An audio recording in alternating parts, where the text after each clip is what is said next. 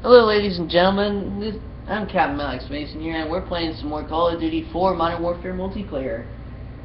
This next episode will possibly be on Downpour location, Komi Republic, Russia. So far it's been 2 out of 2 Spetsnaz wins, and 1 out of 5 British SAS wins, so I have to lose. However, I'll still be the best soldier of the Spetsnaz ultranationalists. Yes, back then we were the terrorists, but then apparently later on in 2013 or whenever we won, we managed to successfully overthrow the Russian government. And eventually Sergeant Kamarov became Sergeant of the ultranationalist Red Army. Not the loyalists, but then later defected in World War III to help the Czech resistance.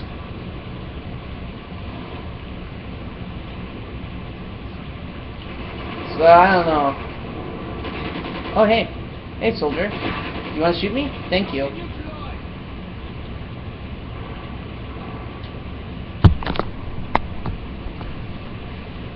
So, another thing I had an option for you guys, if you wanted me to, once I finish this, because obviously all I need to do is do the multiplayer, then this would be the second Call of Duty game that I've actually 100% completed with all the things that I usually do on it, like map secrets, Easter eggs, and whatnot.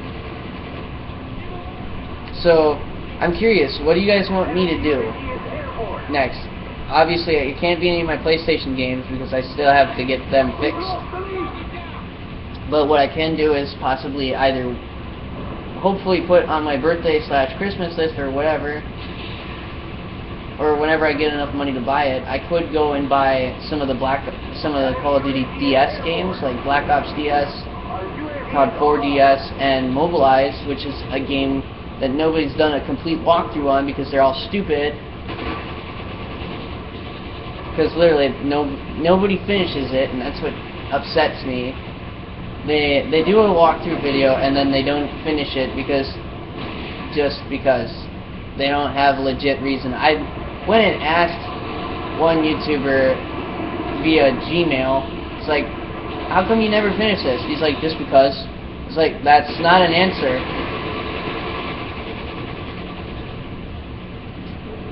Okay, I haven't gotten a single kill, but this is good because I actually do need the Russians to lose. The bad Russians, not Vladimir Putin Russians. Even though we may not have the same agreements, I still think you're better than what most presidents would do.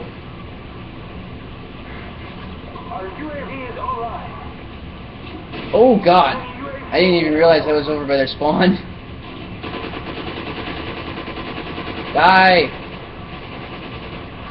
British soldier who looks like Gaz. Ah.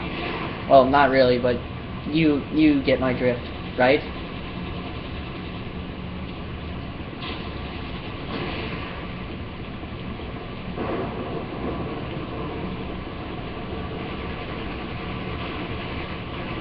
And I don't know when exactly I'm going to do Advanced Warfare. I did hear that there are some interesting stuff being added to it. Like, for instance, one of the Call of Duty 4 maps is actually a remake. Is actually remade as the Riot map, I believe. No, Atlas Gorge, my mistake.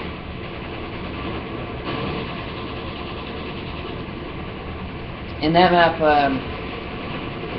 what was odd about it is that I thought that was a Infinity Ward game, and Sledgehammer never really made a single Call of Duty game except, or developed their first one in Modern Warfare 3. So, and most of the time, or a majority of the time I see remakes of maps, it's from the same developers who created the first maps. So that was an interesting twist for me. Like,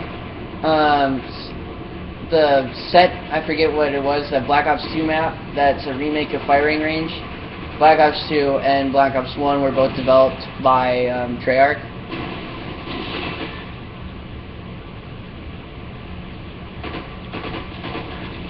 And then when Ghost came out, they did make a remake of Modern Warfare 2 maps, what's it called? Scrapyard, which both games, Modern Warfare 2 and Ghost, were both developed by Infinity Ward, so it made sense. And then Sledgehammer remade a map that was an Infinity Ward product.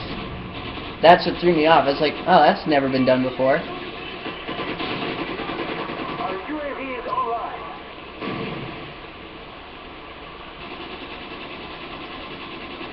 I'm just wondering, like, because Zombies was so popular when Treyarch did it for Nazi zombies, and then when Origins came out, it was kind of a disappointment. Everybody's like, you don't end zombies like that.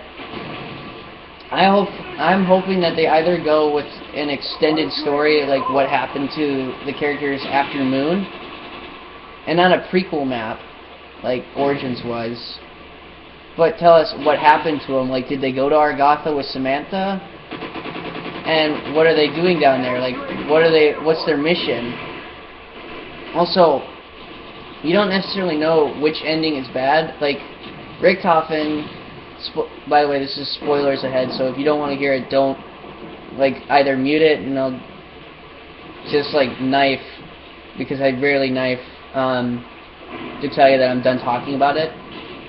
So, you can't tell which ending is good. If you pick Richthofen's side, he takes over the world, which basically what Nazis tried to do before, but he's no longer considered a Nazi.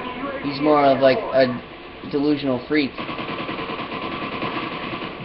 But Maxis, he wants to blow up the world and kill every survivor left in the world, just so he can go to Argatha and find his daughter. And they don't really tell you which ending is bad. I honestly think, though, that the Richthofen ending is not that bad. I mean, he takes over the zombies, big deal. I mean, obviously he's a delusional freak, but, you know, if we're lucky, we might be able to get back at him. However, if you blow up the Earth, then there's no chance of the human race ever surviving. But I'm hoping they either... I've actually done talking about it now. So I'm hoping that either I talk, or I see a third World at War... no. A standalone zombies game, or if they're gonna put if they're not gonna do that and they're just gonna put a zombies mode, put in a stronger story and don't make the Easter eggs so complex. Because honestly, I didn't like how Call of Duty Black Ops 2's zombie Easter eggs were so damn hard, where the only people who could complete it were the hardcore YouTubers that only play it once, and then that's it. Like, they would only play it once just for both endings, and they would not play it ever again. And it's like, well, now how are we going to get this? Because the only way you could basically beat it is if you were playing with an MLG professional, I guess. But I liked it better, because Black Ops, they started to get a little more difficult, but they were still somewhat easy. I mean, compared to Black Ops 2, and Black Ops, or World at War, that was, like, so easy a 6-year-old could basically do it. You just needed to survive a whole lot, you just needed to cover your teammates better, so that way you could get that far. Which I had no problem doing.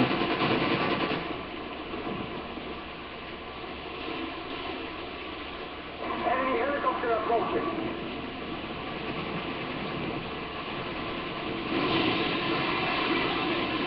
Oh, hello.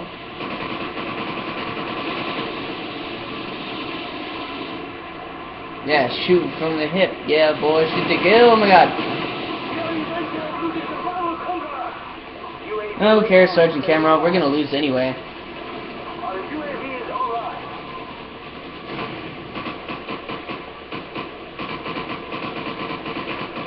Really? Long shot.